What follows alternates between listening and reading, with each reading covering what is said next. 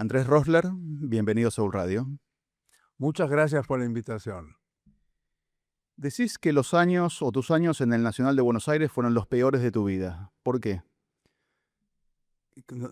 Es increíble que esto se sepa. Bueno, ¿por qué? Porque me tocó, yo no quería ir a ese colegio, mis padres me separaron de mis amigos porque mi hermano ya lo había sufrido y él alegaba que era un buen colegio y no sé si él quería vengarse o quería que yo sufriera lo mismo que él. Y le decía a mis padres, ¿qué querés? ¿Que sea un técnico? ¿Qué quieren hacer con él? Y por eso me mandaron al Buenos Aires. Y decía, perdí mis amigos de la infancia y yo era muy vago, no me gustaba estudiar y tampoco era la mejor época del colegio. ¿Qué años serán? Eso, yo entré en el 78. Y no solo no era la mejor época del colegio, sino que el ambiente del Nacional Buenos Aires, y sobre todo el ambiente de la mañana, para mí era irrespirable. Pero por suerte me quedó una materia previa y casi me echan del colegio y el primer día de quinto año me enteré de que me pasaban a la tarde. Cuando empezaron a ralearse las divisiones, yo pensé, bueno, o me echan, y ahí me cambió un poco la vida. A la tarde era mucho mejor, era mucho más normal.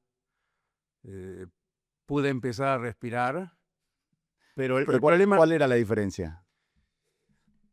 por un lado, era gente que se creían los dueños del universo. La imagen que se suele tener del colegio, que creo que es bastante fidedigna. Y yo no solo no me creía el dueño del universo, sino que a mí lo único que me interesaba era el fútbol. Y no sé cómo terminé ese colegio. De hecho, en sexto año hice todo lo posible para que me echaran. Me copié, cometí el peor delito que puede cometer alguien que se dedica a mi negocio, que es copiarse en un examen. Y el profesor de biología me entregó la hoja, me miró y me dio una mirada que no voy a olvidar nunca en mi vida. La decepción, la frustración, para, diciéndome, para esto vengo yo, para formar un tipo como vos. Pero milagrosamente no me echaron. Él solo me aplazó, no informó a nadie y por eso pude, de hecho, entrar a la universidad. Y bueno, hasta ahora toco madera, nunca tuve que trabajar, pude dedicarme a estudiar, irónicamente, a hacer lo que yo tanto detestaba cuando era adolescente. Escúchame, tu libro de reciente aparición de Conversaciones con Jaime Malamud Gotti tiene un título que es El último liberal, que tiene como unas connotaciones pesimistas. ¿Fue a propósito? El título, por el Sí. último, bueno, sí, la idea era provocar curiosidad en qué consiste un liberal, en qué consiste ser un liberal. Y creo que el caso de Malamud Gotti es ideal porque en su momento, en el gabinete de Alfonsín, él era asesor, Mm. bueno, y por supuesto, junto con Carlos Nino y otros, fueron los arquitectos del juicio de la Junta, y decía que en ese gabinete a ellos lo consideraban la izquierda, los trotskistas del gabinete. Y no me sorprendería que alguien me dijera, pero ¿cómo? Teniendo en cuenta las opiniones de Malamud Gotti sobre los juicios de lesa humanidad, lo ubicarían del otro lado, a la derecha. Los juicios que se reiniciaron con el kirchnerismo. Exacto. Y yo creo que el punto es que Jaime no se movió nunca. Jaime toda su vida fue un liberal, con perdón de la palabra, y así como defendió presos políticos en la dictadura, cuando no lo hacía absolutamente nadie, y así como ideó los juicios o fue parte de los arquitectos, perdón, del juicio a los militares, por las mismas razones termina criticando los juicios de lesa humanidad, que son la nave insignia del kirchnerismo, porque violan el principio de legalidad. Entonces, el punto de un liberal es hay que aplicar la ley, hay que defender el Estado de Derecho, caiga quien caiga y favorezca a quien favorezca. Hasta el diablo tiene defensa. Y esto es algo que cuando yo estudiaba Derecho también era uno de los eh, de los principios más importantes de la carrera de Derecho. En juicio, el diablo tiene que ser defendido, porque si no, ¿para qué hacerle juicio a alguien que es considerado incluso el diablo? Sí, pero el título implica o tiene esta idea de que cada vez son menos los liberales que influyen, por lo menos, digo, en el sistema jurídico argentino. Bueno, y si tenemos en cuenta lo que ocurre ahora, tenemos un presidente que se enorgullece de ser un libertario, un anarquista, que es a su vez una rama liberal. No tiene sentido negar liberales honestos o los míos o los de ellos. Mejor entenderlo en términos de un genérico, así como yo cuando voy a la farmacia no puedo pedir el genérico porque hay varias marcas o laboratorios que no me han funcionado. Yo siempre pido y deme el liberal, pero el liberal político, no el genérico, porque me puede tocar un anarquista, de hecho me puede tocar un anarquista de izquierda, de derecha. Yo siempre quiero un Estado de derecho. Eso es el único tipo de liberalismo que funciona para mí. En 2017 hubo un furor en Argentina cuando la Corte emitió un fallo otorgándole el beneficio del 2 por 1 a un condenado por lesa humanidad. La reacción fue casi unánime en contra, hubo marchas en la calle, el Congreso hizo una ley para revertir este fallo de alguna manera. El gobierno de Macri dijo, bueno, dejó hacer y la Corte dio marcha atrás. ¿Cómo recordás ese episodio? Porque fuiste una de las pocas voces disonantes.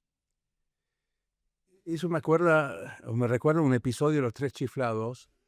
Estaban en el ejército y el sargento pedía un voluntario. Entonces, todo el mundo que tenía que dar un paso hacia adelante, todo el mundo dio un paso hacia atrás y se quedaron solos.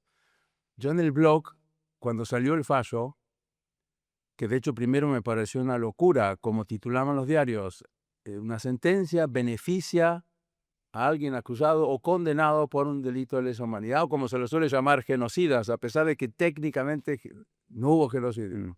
Pero bueno, lesa humanidad es bastante grave. Y cuando releí el fallo y me puse a ver lo que dice el derecho vigente, me dije, qué locura, tienen razón, pero nadie más se dio cuenta. Todo el mundo está acostumbrado que en un juicio de lesa humanidad tiene que haber castigo, juicio y castigo, ese es el famoso eslogan. Pero si en un juicio uno ya sabe que tiene que haber castigo, bueno, volvemos a lo mismo, no es un juicio. En un juicio siempre existe la posibilidad de que el acusado quede impune. Si no, es el viejo chiste que contaba Norman Ehrlich y que lo cuenta Mel Brooks en Netflix, en el programa de Seinfeld. Comedians in Cars Getting Coffee. Se encuentran dos judíos y uno le dice al otro, che, bueno, son judíos argentinos. Me enteré que se quemó tu negocio. Y el otro dice, no, cállate, la semana que viene. Si hay un solo resultado posible, no hay juicio. Y es el día de hoy que me pregunto qué me pasó, por qué yo insisto con esta locura de aplicar el derecho y defender el Estado de Derecho, y se me ocurre que tiene que ver con mi educación.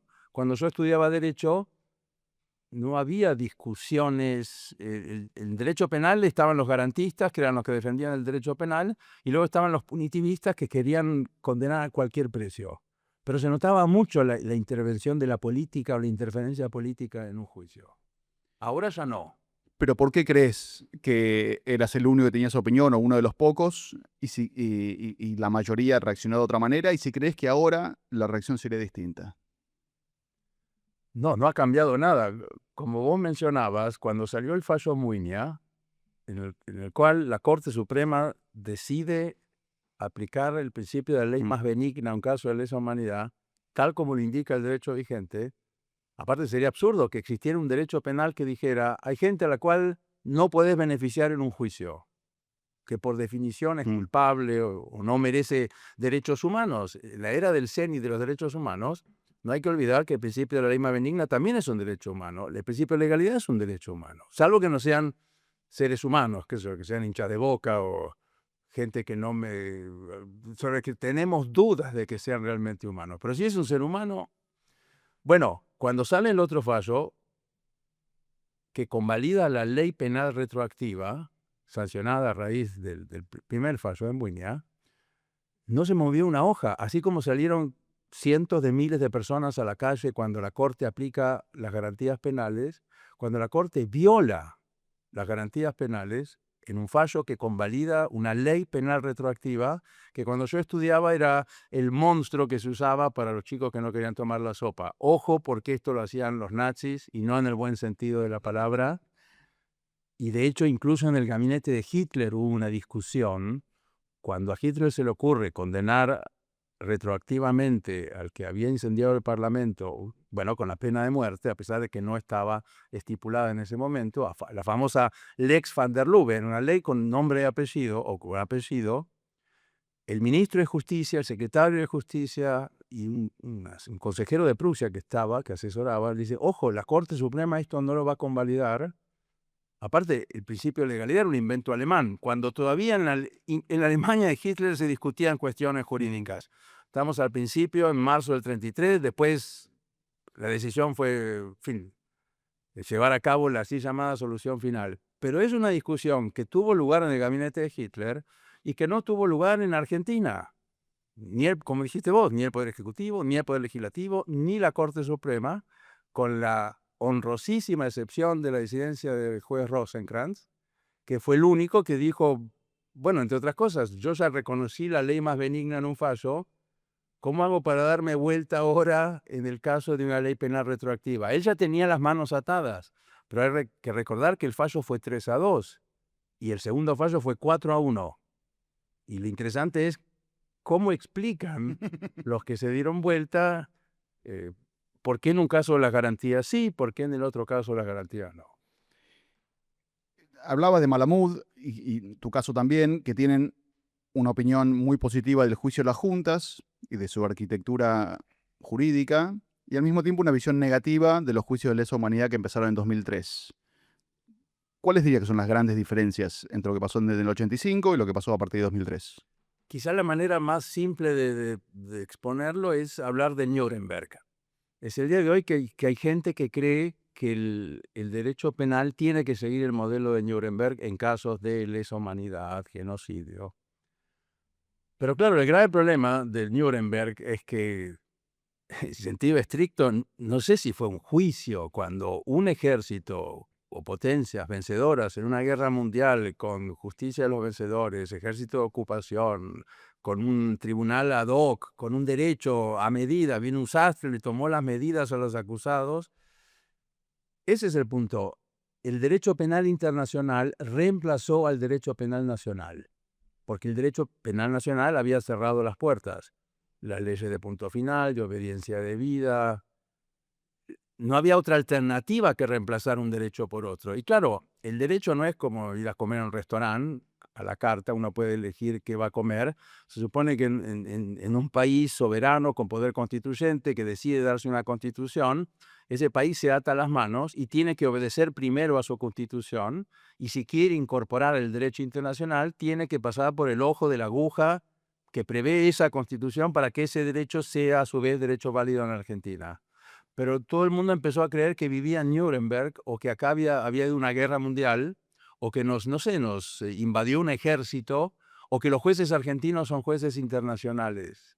Entonces, en el ámbito internacional, en la jurisdicción internacional, quizás sí valga ese derecho penal internacional que lucha contra la impunidad a toda costa y por eso establece Nuremberg. O no sé, o el juicio Eichmann. O había casos más recientes también, ¿no? La detención de Pinochet en Londres por un juez español. Bueno, y sí, esa idea rara de la jurisdicción universal que tiene sentido en una historieta, en superhéroes. Para un superhéroe no hay fronteras y tampoco hay derecho, pero para un juez lo primero que tiene que hacer es entender en un caso si está autorizado. Hacer justicia es propio de los cuentos infantiles y de las historietas y de las películas de Marvel o de buenos y malos, pero un juez penal es otra cosa, no es Papá Noel, no es un superhéroe, no es alguien que está para satisfacer nuestros deseos, está para cumplir con el derecho. Vos escribiste un libro llamado La ley es la ley, que parece una tautología, pero creo que define bien tu manera de pensar, que es si una ley es creada por el Congreso o cumpliendo los requisitos institucionales, no hay ley injusta o sea, un juez no puede decir que una ley es injusta y no aplicarla, ¿correcto? Bueno, hay casos en los cuales, hasta en una democracia, incluso conforme al Estado de Derecho, no es imposible que el resultado de una deliberación en el Congreso, no sé qué, produzca una ley atroz. Pero en ese caso el juez tiene que aclarar, no es que va a interpretar esa ley o la va a mostrar en su mejor luz o va a dialogar con no sé con quién, sino dice, miren, esto es tan atroz que no lo aplico. En cambio, los jueces se la pasan hablando de interpretaciones, de deliberaciones, de ponderaciones y no sé cuántas cosas más, en lugar de reconocer de que no se están comportando como jueces ¿Cómo se están comportando? ¿Cómo qué? y como superhéroes. Gente que mira por la ventana o no sé, bueno, no sé bien cómo es el procedimiento o cómo es que se alimentan, de cómo les llega la información, pero hacen lo que les parece a la gente le va a caer simpático.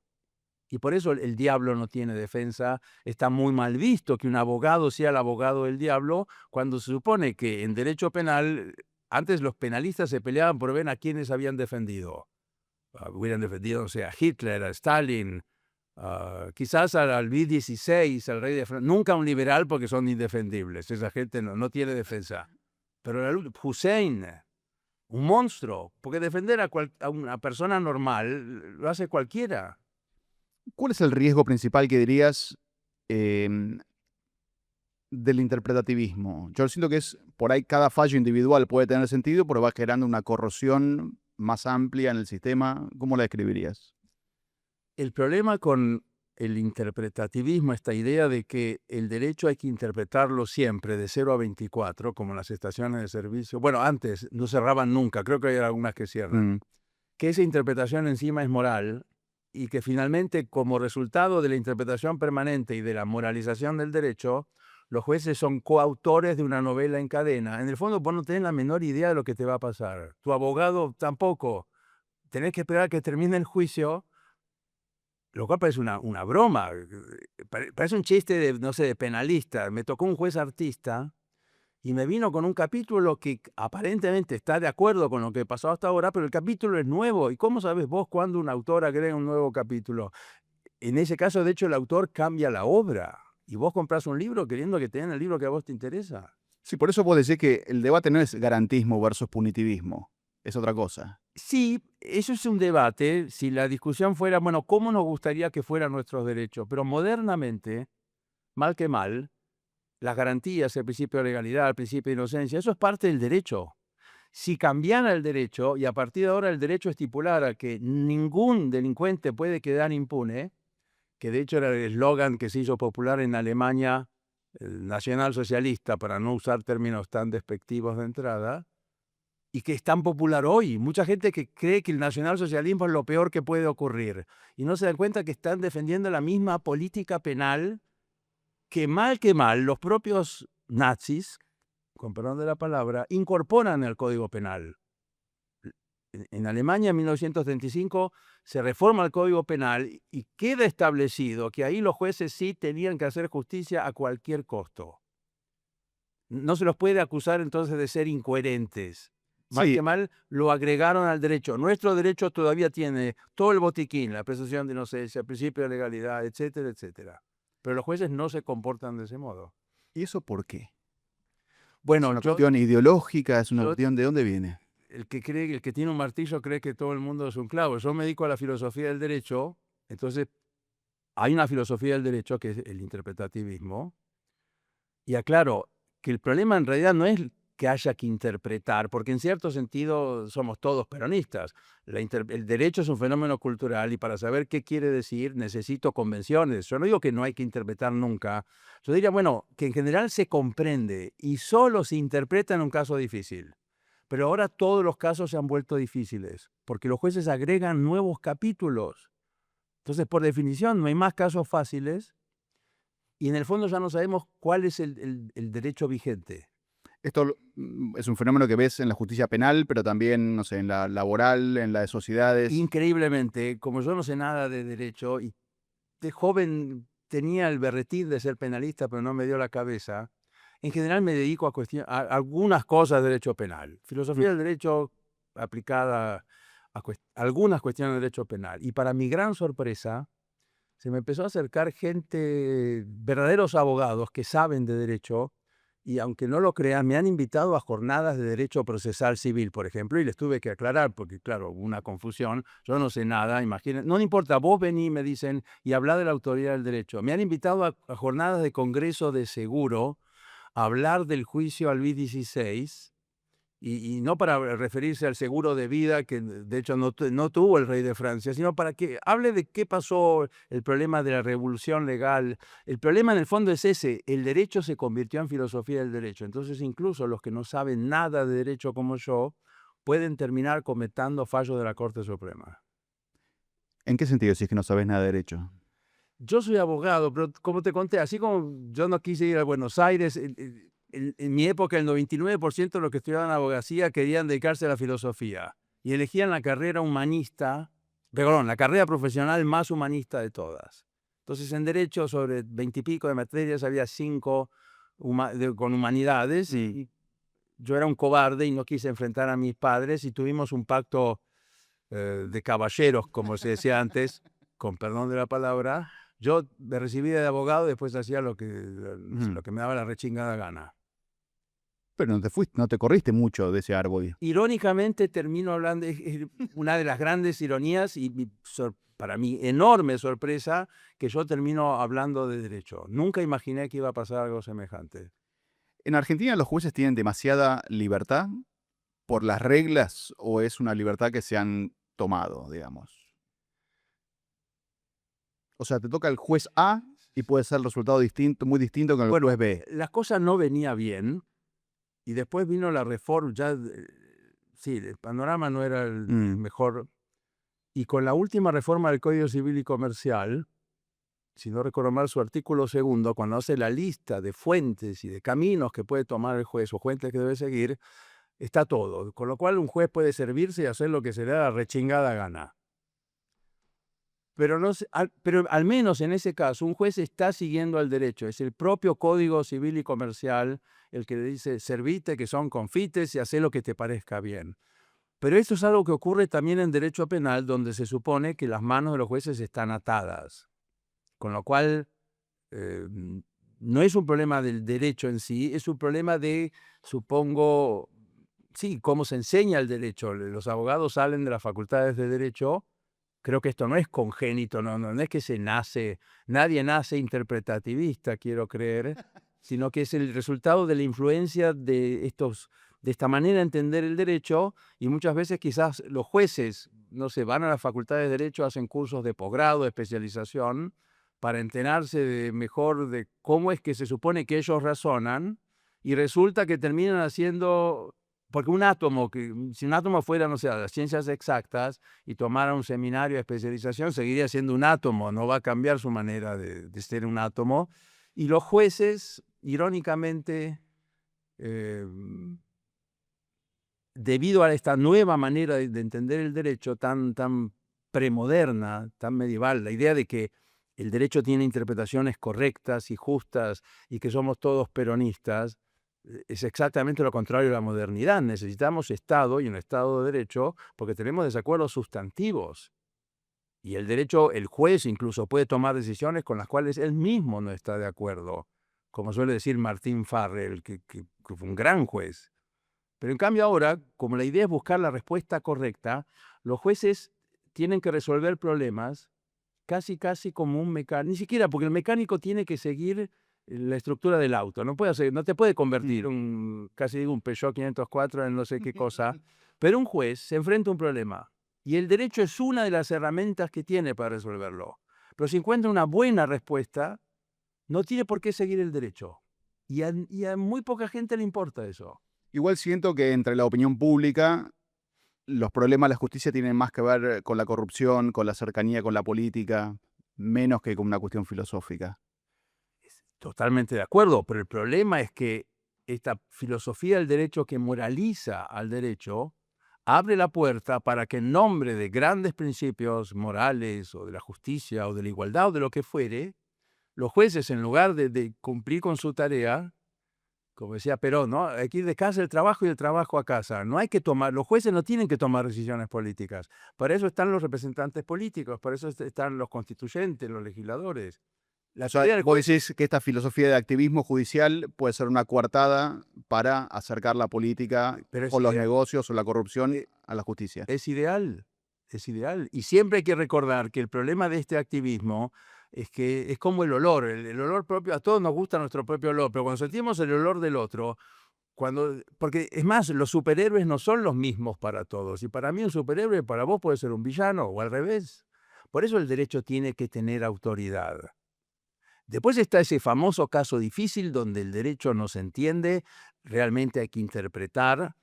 Una vez, recuerdo, le preguntaban a Canitrot si era, para resolver la inflación, si era heterodoxo, ortodoxo, y él dijo, soy heterodoxo, ortodoxo, uso la macumba, lo que sea, porque el caso es difícil, y si el caso es difícil, por definición, hay 2 o más alternativas que pueden ser correctas. Justo ahí te iba a llevar. Como llevar a un extremo tu positivismo, no sé si poner entre comillas o no. Digo, si los jueces no tienen que interpretar el derecho, solo aplicarlo, ¿es posible ver un futuro donde los jueces necesitan más y los fallos los diga la inteligencia artificial, por ejemplo? Bueno, en ese caso, yo le tengo pánico a la inteligencia artificial, soy un lefebrista, ni siquiera un lefebrista, te diría. Estoy muy preocupado por lo que el protestantismo le hizo a la unidad católica medieval originaria. Pero en ese caso, irónicamente, como las sentencias son tan malas, yo no sé si, es más, con inteligencia artificial quizás, en un juicio de lesa humanidad, hasta sería mejor. Si uno tiene una moneda, como me dijo un gran penalista, las chances son 50 y 50. Entonces, en algunos juicios puede ser una gran mejora la inteligencia artificial. Pero ojo, cuando yo digo que los jueces tienen que aplicar el derecho, no digo que sea tan simple. Tienen que ser jueces, tienen que ser abogados, tienen que haber estudiado. No es tan fácil creer que insistir con que los jueces tienen que aplicar el derecho. Es lo que pide cualquier parte en un juicio, que se queja de si pierde el juicio, que el juez en realidad le dio la razón al otro. Todo el mundo critica, o al revés si querés, defiende al juez como una máquina expendedora de sentencias. Ese es el modelo. Y cuando el caso es fácil, no puede ser que llegue a la Corte Suprema una ley penal retroactiva. ¿Qué tiene de difícil ese caso? Bueno, evidentemente lo era, digo, ahora controvertido por lo menos. También son casos políticamente difíciles. Pero la dificultad del caso, para que tenga sentido, tiene que ser jurídica. Tiene que haber algo en el caso que el derecho no resuelve. Ahora, si se convierte en difícil cualquier caso que a mí no me convenza o que a mí no me convenga y yo tengo encima poder de movilización, eso es peligrosísimo. Igual, digo, en Estados Unidos, por ejemplo, está naturalizado que algunos jueces tienen un sesgo más conservador y otros una mirada más liberal. Sí, pero estamos en la discusión es sobre todo en la Corte Suprema, que tiene la última palabra sobre la constitucionalidad de las leyes del derecho. Pero vuelvo al punto, una ley penal retroactiva. ¿Cuál sería la dificultad? ¿Qué es lo que no se entiende? Una ley penal una ley más benigna. ¿Qué es lo que no se entiende? Conozco gente en mi familia que antes de volver a casa, que no sé, prefería volver a prisión, pero en general es más benigno volver a casa que ser condenado. ¿Cuál es la dificultad? Y la dificultad es que no cae simpático que estos acusados o estos condenados se vean beneficiados, pero entonces no es un juicio. Bueno, entonces, lo que digo es, todos estos jueces aplican el derecho, pero hay un margen para tener una mirada sobre el mundo, sobre el derecho en general. Pero yo no estoy diciendo que todos los casos sean fáciles, lo único que estoy diciendo es que todos los casos se volvieron difíciles. Eso es lo extraordinario. Claro. Es rarísimo. ¿Qué clase de práctica es esta? Es como un juego que cada vez que lo vas a jugar tenés que ver las instrucciones. Es un juego rarísimo. Si pudieras cambiar algo de la Constitución, ¿qué sería? Mira, con cada cambio que hicimos terminamos mucho peor que antes. Yo diría, si fuera por mí, no tocaría nada. No, O sea, tengo pánico a los cambios. ¿Tu balance del 94 es negativo en general? De la reforma del Y 94. la verdad, no salieron tan bien las cosas como parecen. Tampoco era necesario. De hecho, es un error creer que sin el derecho internacional no podemos hacer cambios. Podemos incorporarlos a la legislación nacional, esos cambios, convertirlos en leyes. Tampoco estoy diciendo que hay que quitar a todo el derecho internacional, pero sí en esto yo diría, ya tengo 60 años. Y sacando el cambio a la restauración de la democracia, después es un país, no le ha ido tan bien. mientras que el resto, incluso de América Latina, fíjate, no sé, Chile, Perú, Uruguay, Paraguay, lo que sea. Es cierto, como se suele decir, sí, pero todavía hay muchos uruguayos. Ok, pero por eso Uruguay no tiene que tener moneda. Quiero decir, muchos uruguayos en Argentina, no es que Uruguay sea el paraíso, no está bien, pero ¿por qué nosotros no podemos ser un país mínimamente aburrido? Es una gran pregunta que me hago todo el tiempo. Yo ya me divertí muchísimo en mi vida. Ya estuve. Para muchos, otro drama del activismo judicial es la profusión de medidas cautelares de los jueces. Dicen que es un gran problema en la Argentina. ¿Coincidís? Pero es lo mismo. A veces la única manera de evitar un incendio son medidas de excepción, que solo hay que tomar cuando se pone en peligro, se corre el riesgo de que se desnaturalice el juicio.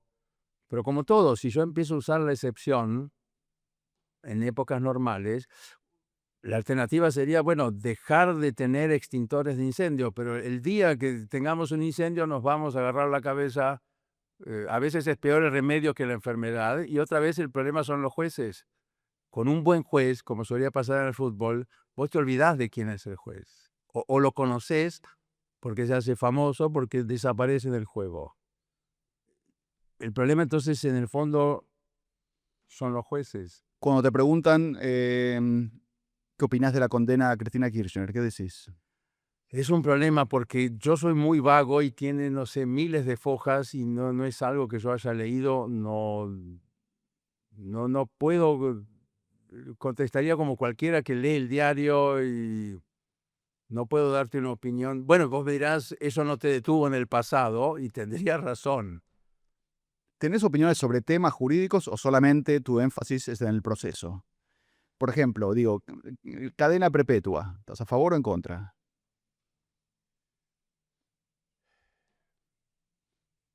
Bueno, si estamos, no sé, hay un psicópata que si sale de la cárcel va a seguir matando, no hay mucho que discutir. Eso no significa que debamos usar otra vez frecuentemente la cadena perpetua. Y evidentemente no todos los criminales son psicópatas. Según las estadísticas, no sé, un 5% de los seres humanos son psicópatas. Creo que está relacionado con lo que decís sobre el sistema judicial, pero aplicado a otro lado. Por ejemplo, restringir los DNUs. ¿Te parece una decisión positiva o negativa? Bueno, se supone que vivimos en una república y la ironía fue que los que querían restringir el uso de DNUs terminaron incorporándolos a la Constitución. Fue para limitarlos que los terminaron de consagrar. Y otra vez, en un país estándar republicano, nadie va a abusar.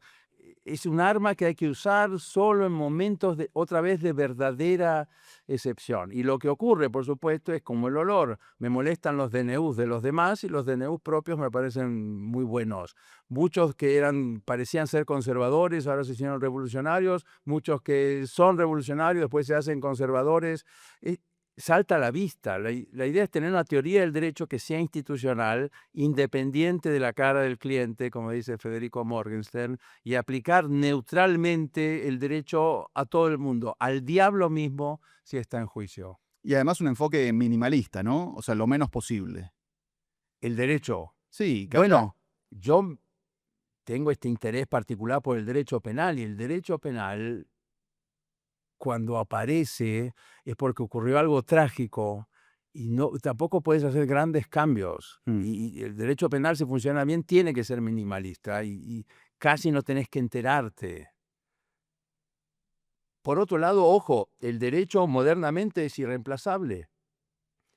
A pesar de que insistimos con la idea de justicia y con los superhéroes y con las interpretaciones correctas y los diálogos y no sé qué más, el punto es que modernamente, y no solo, pero sobre todo modernamente, debido a nuestros desacuerdos, necesitamos un sistema, si todo sale bien, con reglas, institucional, democrático, joya, 0 kilómetros, nunca taxi, pero con autoridad.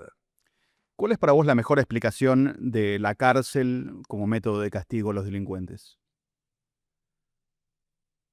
Ese es un problema De hecho, en el libro con Malamud Goti hablamos de eso. Una cosa es cuando vos entendés al derecho penal en términos explicativos. Y cuando ves cómo funciona y lo que ocurre y lo que sucede, decís, bueno, la verdad es peor el remedio que la enfermedad. Pero por otro lado, el derecho penal existe por razones morales. Se llama derecho penal y la idea es castigar a alguien que precisamente violó un valor, un bien jurídico esencial. ¿Cómo se hace para calibrar las dos dimensiones, la explicativa y la justificativa? No tengo la menor idea. Sí sé que porque el Estado es parte del problema, pero también de la solución puede ser parte del problema, necesitamos limitarlo. Es muy tentador soltar a la bestia cuando el acusado es el apropiado. Pero siempre hay que recordar que uno mismo puede terminar del otro lado del mostrador. Y en realidad, aunque yo, no sé si yo algún día voy a terminar siendo acusado de cometer un delito de lesa humanidad, de lo cual soy capaz probablemente, pero no es el punto. Hay que aplicar el derecho, decir que, ojo, no te gustaría que te lo hicieran a vos. Hay gente a la cual nunca se lo vamos a hacer, por varias razones. Pero se supone que era un gran logro. Estamos discutiendo cosas que cuando yo estudiaba nadie ponía en duda, tampoco nos prepararon para discutir estas cosas. Lo que se solía decir era asustar a los chicos con el cuco. Esto lo hicieron los nazis. Entonces, nada de leyes penales retroactivas. Y yo llegué a ser contemporáneo sin ver, hay un programa cuando yo era chico, El túnel del tiempo, donde dos astronautas de la NASA terminaban en Troya o en el asesinato de Lincoln. Ni siquiera al guionista del túnel del tiempo se le ocurrió proponer un capítulo en Berlín en 1933 con una ley penal retroactiva. Y yo soy contemporáneo de eso. Algo que yo no pensé que no voy a vivir, lo voy a estudiar y me interesa, diría me fascina, pero nunca pensé que voy a ser contemporáneo de ese fenómeno. Pero no se volvió un caso famoso el caso Muñe. O sea, Sí. vos seguís levantando la bandera, pero no creo que esté en el debate. Ah, por supuesto que no. Sí, es una muy buena pregunta, ¿por qué lo hago? Imagina, mi psicóloga se viene rompiendo la cabeza, ¿qué le pasa a este hombre? Y no sé, es la causa de Catón, es la causa perdida. ¿Qué te parece la figura de femicidio como agravante del homicidio? Bueno, si hay un bien jurídico que se viola más que otros o hay agravantes, no soy un técnico, no soy un especialista en derecho penal, pero a veces tenés que perseguir más a conductas que se repiten. No estoy en contra. No digo estoy decididamente a favor porque no conozco el tema en profundidad, pero me parece bien si para proteger ciertos bienes jurídicos tenés que agravar las penas o prever delitos agravados o con penas agravadas. ¿Por qué decís que es peor ser antisionista que antisemita? Porque en esto sigo al antisemitismo línea fundadora. El antisemitismo, el propio Herzl en su diario dice, poco antes de hecho de exaltar al Herzl, sionismo. pionero del sionismo. Sí, discurso. vamos a decir, el padre fundador Sí. o la persona gestante del sionismo moderno. Herzl dice, los antisemitas tienen razón, si le hacemos caso, todos vamos a vivir mejor. Y lo que él creo entendía, lo que aprende de los antisemitas es esta idea de que una comunidad all inclusive, que se supone era Francia, la Francia de los derechos humanos, de la República, él va y cubre el juicio a Dreyfus y dice, ¿cómo? Si en Francia a este judío completamente integrado, asimilado, bueno, pobre de Alsacia, con lo cual puede sonar extranjero un francés de Souche, a la vieja usanza, pero era un francés. ¿Qué le espera a los demás? ¿Qué le espera a un judío de no sé dónde si a esta persona completamente asimilada no tuvo ninguna chance? Entonces dice, hay que, a contracorriente de la filosofía judía, que es muy antipolítica. El judío tiende a ser universalista, no cree en las fronteras. Durante miles de años tuvo un Estado al principio, pero no salió muy bien, entonces dijo, no, nos vamos a dedicar a vivir, vamos a ser huéspedes incómodos, como lo llama George Steiner, y por eso prefieren, como en la película Hit, no sé si te acordás, En el medio de la película, Robert De Niro y Al Pacino están en un diner. Hace mucho que no la veo. De Michael Mann. Sí, sí, sí. Entonces Robert De Niro, que es el ladrón, le dice al policía, yo vivo pensando que no puedo tener nada de lo cual no pueda deshacerme en 30 segundos. Si el peligro está a la vuelta de la esquina, dejo todo y me voy.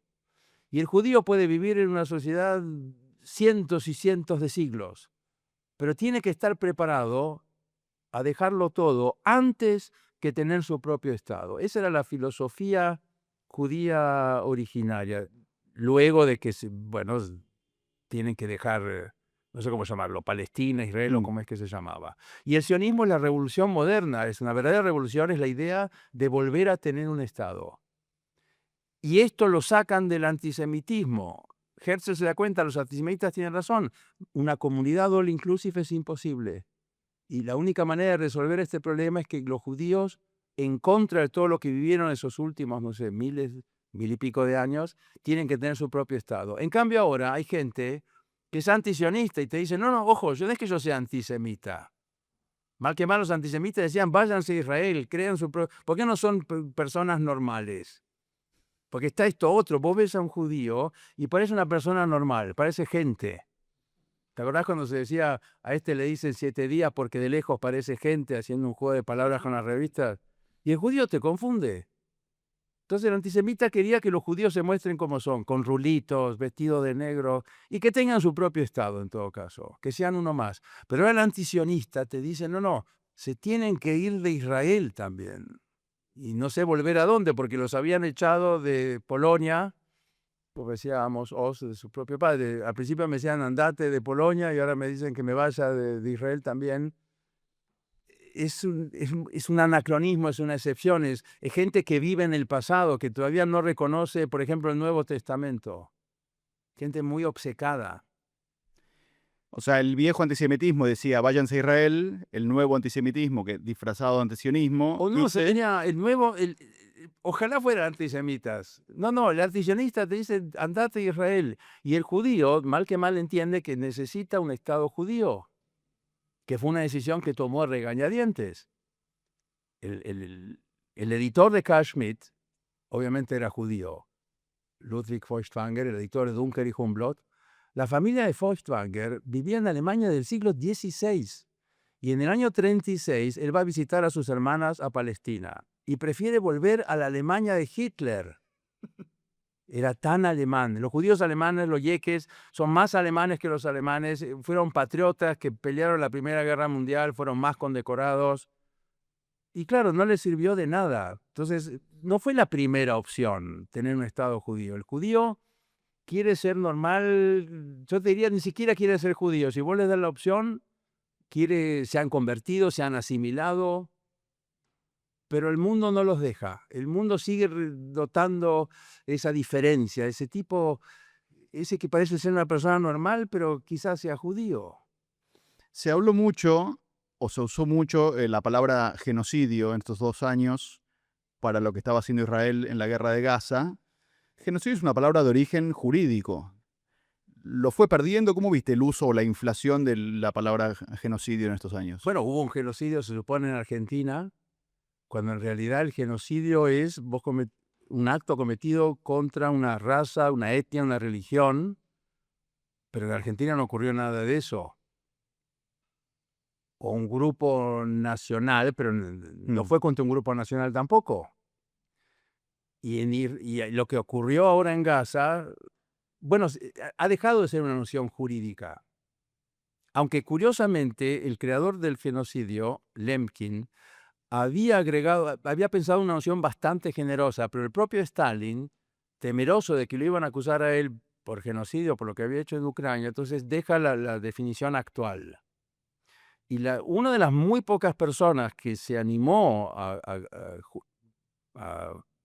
aplicar el derecho precisamente en la Corte Internacional de Justicia fue la jueza Sebutinde, que ahora de hecho es vicepresidente de la Corte. Y ella, bueno... Ella es la única que votó en contra de este pedido de ella Sudáfrica. sabe lo que es un genocidio. Y explica en su disidencia por qué esto no es un genocidio. ¿Cómo ves los debates sobre el rol de los árbitros en el fútbol. Recién dijiste algo. Porque me parece que muchas veces están hablando de filosofía del derecho. Los que critican o el reglamento o la aplicación del reglamento. Mira, debo confesar que no sigo tanto el fútbol últimamente quizás por autodefensa, soy de River y aparte vivo en el pasado por varias razones y vivo más al tanto de la campaña de River bicampeón 75, de cosas que ocurren ahora. Pero no me sorprende, si tenemos problemas con los jueces, ¿por qué no vamos a tener problemas con los árbitros? Perón, mi papá me acuerdo, me contaba, bueno, lo sabe todo el mundo, eran tan malos los árbitros de fútbol ingleses, argentinos, que Perón tuvo que traer árbitros ingleses. Algo inimaginable, mucho peor que el FMI o que ser una colonia, árbitros de fútbol ingleses. ¿Eran malos técnicamente o eran corruptos? Eran muy, no te puedo decir, ¿Pero vos qué crees que era? me da la impresión de que eran malos técnicamente, ¿no? También hay, si recordás, como dos corrientes en el arbitraje de filosofía del derecho.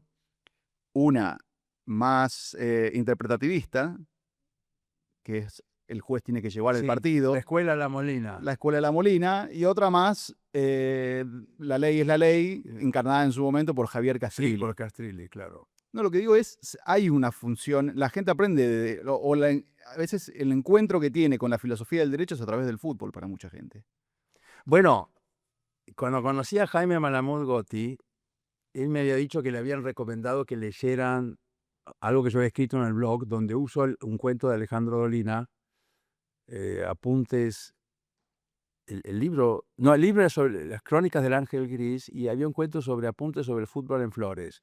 Y él cuenta el caso del Colorado de Felipe, que para algunos era un árbitro muy justo y para otros era un bombero de cartel, porque el Colorado de Felipe solo aplicaba el reglamento a los jugadores buenos, virtuosos, y a los malvados, a los cancheros, los perjudicaba. Y Jaime me contó que cuando llegó a leer eso, me dice, soy muy snob, pero cuando vi el fútbol paré de leer. Nunca me voy a olvidar. Y después, por suerte, nos hicimos amigos. Para mí él era un ícono y lo sigue siendo.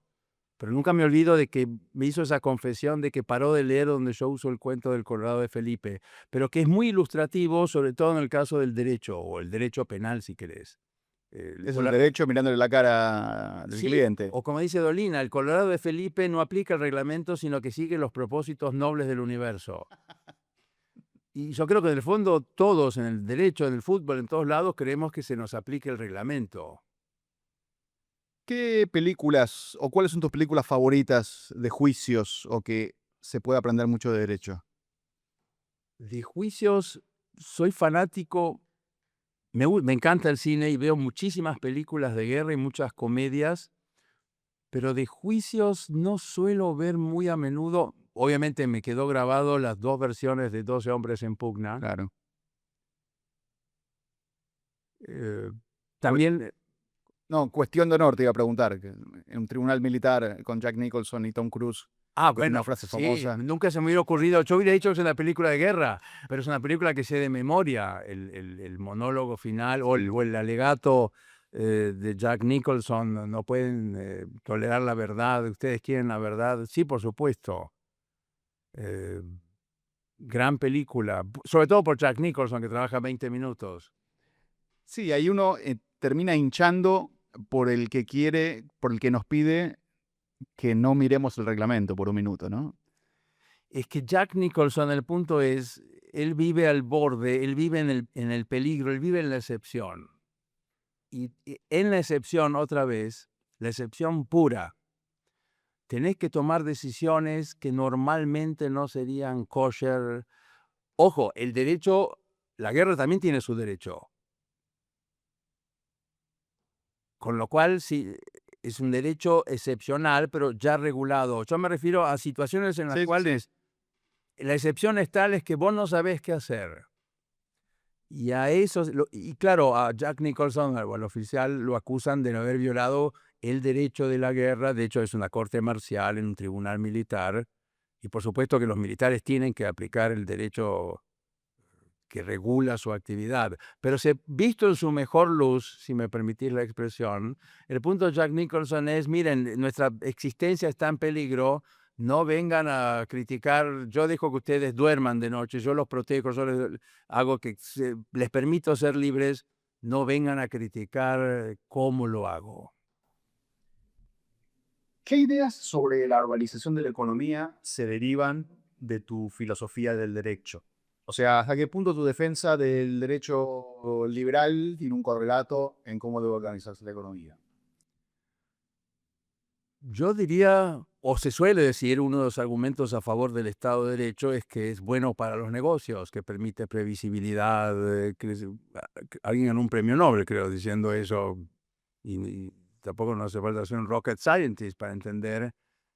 Quizás en Argentina sí, puede estar en discusión, pero en general.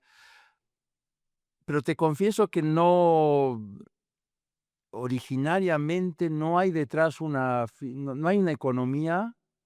Y en eso soy, te diría, no sé cómo llamarlo, jovesiano, igualitarista. Si fuera por mí, yo redistribuiría el ingreso, pero entiendo que también, por eso hay partidos, algunos que están a favor de la redistribución y otros que tratan de moderarla en épocas de crisis. Entiendo que es una discusión, un desacuerdo político y que tiene que ser regulado democráticamente. Y si ganaron los igualitaristas, bueno, subirán los impuestos. Y si perdieron, quizás bajen. Lo entiendo más en términos políticos.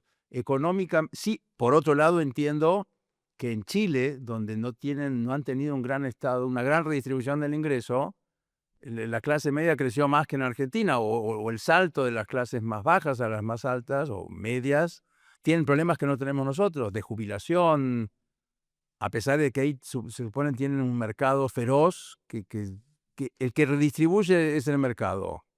Sí, tienen más énfasis en el crecimiento, pero Bueno. ese debate entre esos dos partidos políticos en Argentina me parece. Bueno, en Chile Macri era un socialdemócrata. No, pero por ejemplo, pero todo esto dentro de lo que usaste es una expresión que se usaba mucho antes en el lobby de la inversión, que era la seguridad jurídica, que vos lo usás para otras cosas. La expresión seguridad jurídica. Sí, sobre todo en derecho penal, pero por otro lado entiendo por qué, quién va a venir a invertir acá si los argentinos tienen todo. Es como la historia del cocinero de un restaurante que iba a comer enfrente. Si vos ves que ¿quién va a ir a comer a ese restaurante si el cocinero va a comer enfrente? Hay que ser un estúpido para invertir en este país. Tenemos una sección en el programa llamada sobrevalorado, subvalorado. Yo te voy a dar 4 nombres o conceptos. Vamos a decir si parece que están sobrevalorados por la sociedad o por la opinión pública, o subvalorados o correctamente valorados, puede decir también. Carl Schmitt. Está mucho mejor valorado que antes. Si uno compara lo que era antes de que Jorge Dotti decidiera dedicarse a estudiar a Carl Schmitt, donde la sola mención del nombre hacía que apareciera la policía. Ahora ya cualquiera puede, mal que mal, dedicarse al tema y nadie llama a la división de delitos contra el orden constitucional. Esto era porque Carl Schmitt estuvo en el nazismo. Sí.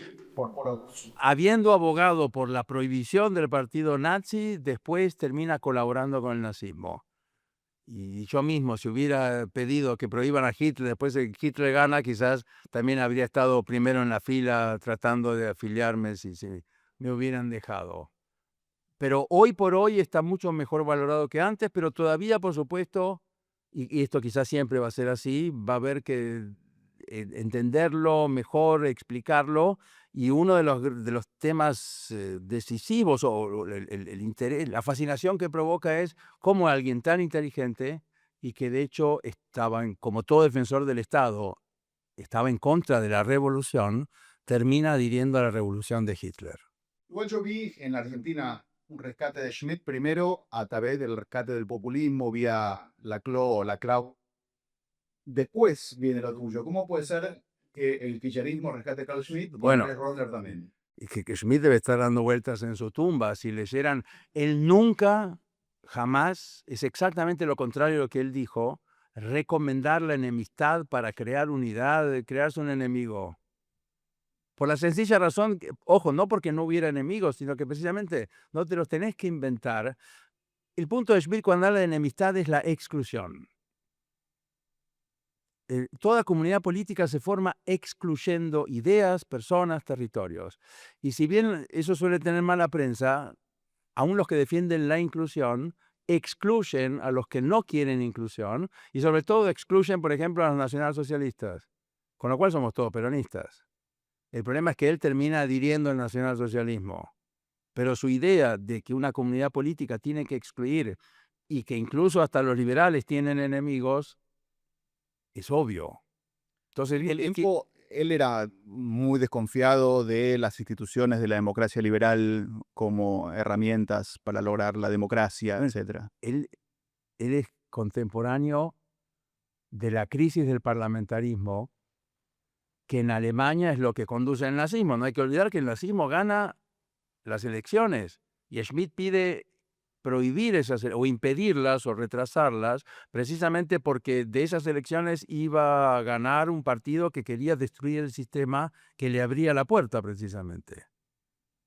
Schmitt creía, si no era un optimista, no pensaba, de hecho las críticas que hace Schmitt al parlamentarismo liberal son muy parecidas a las críticas que le hacía Nino en su momento, y cuando yo trabajaba con él se lo mostré y él, perro Andrés, me decía, estaba un poco preocupado, pero de hecho termina en su último trabajo sobre la justicia, termina citando una frase de Trotsky que aparece en el ensayo de Schmitt cuando critica el parlamentarismo liberal. Solo que Nino creía, el diagnóstico era el mismo, pero Nino creía que se podía revivir ese parlamentarismo liberal o la idea de la democracia liberal. Schmitt no era tan optimista y la verdad, viendo las cosas como son, ese pesimismo me parece muy saludable.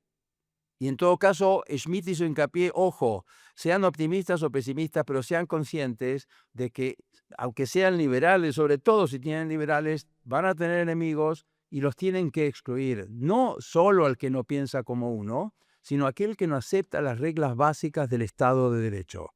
Y eso era el nazismo. La Corte Penal Internacional de La Haya. Sí, el Tribunal de la Corte Internacional del Estatuto de Roma. Bueno, por las razones que mencionaba antes, la verdad no me parece una gran idea. Cuando el mundo se comporte como una comunidad política, cuando seamos todos peronistas, tiene sentido tener un tribunal, pero mientras tanto, ¿qué es esa ironía? Vos decías el genocidio en Gaza, que a Israel se lo termina acusando. Carl Schmitt, una de las frases que más le gustaba era: el que dice humanidad quiere engañar. Es una frase, es una perífrasis de Proudhon. Proudhon decía: el que dice Dios quiere engañar. Y Schmitt decía: ojo, porque te van a hablar en nombre de un universal contra el cual nadie, pues ¿quién se anima a decir que está en contra de la humanidad? Pero resulta que mis enemigos terminan siendo los enemigos de la humanidad.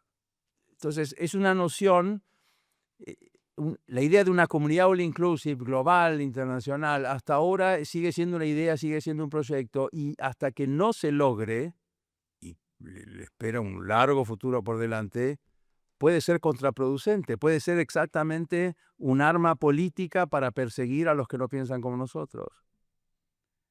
Roberto Gargarella. Roberto Gargarella, ¿Sobrevalorado o subvalorado? a Roberto lo conozco desde 1900, hablando de Nino, yo lo conocí en el viejo Centro de Estudios Institucionales de la calle Oro ya. No, perdón, Oro, y después se muda a la calle Pueyrredón. Y lo conocí cuando él estaba a punto de irse a estudiar a Chicago. Y Años 80. sí, 80 y pico, 88, 89. De hecho, él vivió en casa en Inglaterra un poco tiempo. Yo viví él nos prestó su casa, de hecho, después en Buenos Aires. Éramos bastante amigos. Y después no nos frecuentamos tanto. En esa época viajábamos, estudiábamos en el exterior. Es irónico, uno quizás se ve más en, como decía Hume, uno puede encontrar en inglés en China y en Londres no verlo tanto. Y después no nos vimos tanto. Y en el último tiempo terminamos defendiendo posiciones diferentes sobre cómo entender el derecho. Yo soy más hobbesiano. Yo creo que el derecho tiene autoridad, el derecho sirve para resolver desacuerdos sustantivos, y él tiene una idea diferente. Él cree que el derecho es el resultado de un diálogo. Yo no tengo problemas con el diálogo, pero el diálogo tiene que tener lugar dentro precisamente de un Estado, de un sistema institucional. Y una vez que termina el diálogo, igual hay que tomar una decisión, y esa decisión será derecho, me parezca bien o mal. Y después, sobre su obra tampoco la conozco tanto. Yo conozco más lo conozco más a él que a su obra, y no me sorprendería que él dijera exactamente lo mismo, y que no me, también me debe conocer mucho más a mí de lo que yo escribí. Javier Castrilli. Sí, cuando es de mi época en gran medida, y por supuesto que yo estaba de acuerdo con él como árbitro de fútbol, porque después creo que también, obviamente, tuvo Después que pasó la aprovechar política, esa sí. imagen, pero sí es el tipo de arbitraje que, como dijiste vos, la ley es la ley, es una tautología. Al mismo tiempo tenía eso, que la ley es la ley, pero no lograba esto que decías antes de pasar desapercibido, ¿no? Es que en Argentina nunca va a pasar desapercibido. Es lo que le pasó a Rosenkrantz, como presidente de la Corte Suprema. El primer año inauguró el año judicial con un discurso en el que decía: los jueces tienen que aplicar el derecho. Es como si el presidente del Colegio de Árbitros de la AFA, al inaugurar no sé, la temporada, dijera: y este año los árbitros tienen que aplicar el reglamento. Le pregunté: ¿qué estuvieron haciendo? Pero lo que dijo Rosenkrantz cayó como una bomba. En Argentina vamos a discutir todo, vamos a discutir si hoy no sé si es martes ya, Sí. discutimos todo. Hasta Todos, A Rosenkrantz se lo criticó mucho hace poco cuando negó la máxima, no sé si kirchnerista, pero que detrás de toda necesidad hay un derecho. ¿Cómo lo viste? bueno, ese es otro problema. Hay que tener en cuenta los costos, hay que tener en cuenta, eso es una aspiración. Creer que porque algo puede ocurrir, eso inmediatamente está bien, es una cuestión bastante debatida también en filosofía política. ¿De dónde viene tu pasión de hacerle capturas a notas de página 12 y compartirlas en Twitter? Bueno, eso se debe a mi educación primaria. Cuando yo fui a la escuela en el siglo XIX, y en esa época las maestras, sobre todo las maestras, insistían mucho que hay que leer el diario. Era sagrado, era más importante que cualquier otra cosa. Alguien que no leería el diario era un salvaje.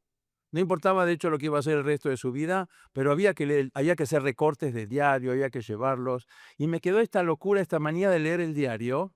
Y yo leo página 12, por ejemplo, desde el número 0, que salió un jueves, me acuerdo, En el año a la 87. madrugada. Y tengo esta manía de leer y sí, de leer y de tomarme en serio las cosas, y de cotejar. Pero lo haces irónicamente muchas veces, ¿no? A veces pegás dos títulos que parecen contradecirlos entre sí. Es que hablan por sí mismos. No sé si soy el único, no sé si a los demás les llama la atención. Bueno, de hecho, con razón te llamó la atención. ¿Qué le pasa a por qué hace esas cosas? ¿Porque lee? Y trato de que hablen por sí mismos. En todo caso, eh, enfatizo algo, subrayo algo, pero trato de no hacer comentarios. Yo todavía creo en esta idea de que hay cosas evidentes que hablan por sí mismas. ¿Qué te quedó de vivir en Inglaterra? En lo doctrinario o como persona, quiero decir. De vivir y estudiar, ¿no? Me quedó, eh, me llamó mucho la atención. Yo tuve problemas, por ejemplo, cuando me transfería del nivel de maestría o el primer año del posgrado al estatus de doctorado, y no me había ido bien, y tuve que cambiar muchas cosas de la tesis. Y para mí era una vergüenza enfrentar a mi director de tesis y explicarle. Y él me dijo: mire, es su tesis, no, a mí no. Yo tenía esta idea personalista, y que además creía que había un problema personal, y no, el problema es que lo que yo hacía no estaba bien. Y que el negocio son negocios, y el mejor favor que me hicieron fue haber destruido la porquería que yo había escrito. Y me quedó eso grabado, que se tiene que entender lo que decís. y además tiene que estar bien. Y si no, no lo escribas. Si no se entiende, puede ser muy importante y muy profundo, como me dijo también mi supervisor, pero la verdad, mire, esto no se entiende. Y a partir de ahí me juramenté que todo lo que digo se tiene que entender. Si tengo que usar a Chabela Vargas o a Dolina o a fútbol, a lo que sea, nadie me puede acusar de que lo que digo no se entiende. ¿Cambió mucho la carrera de Derecho desde que la cursó Tous? Bueno, evidentemente hubo una transformación. A mí todavía me asustaban con el nazismo y el derecho penal se explicaba así: esto lo hicieron los nazis, punto. Y nadie decía, bueno, nos debemos un debate. Pero ahora vivimos en el apogeo del punitivismo, no solo en derecho penal, en el caso de lesa humanidad. Muchos también lo usan en el derecho, como si hubiera dos derechos también, que también me llama la atención. Un derecho común o super y otro infinia o ¿cómo es el otro? O V-Power. Antes era un derecho penal. Algo pasó en el camino al foro, ¿no? Hay la película de Mel Brooks.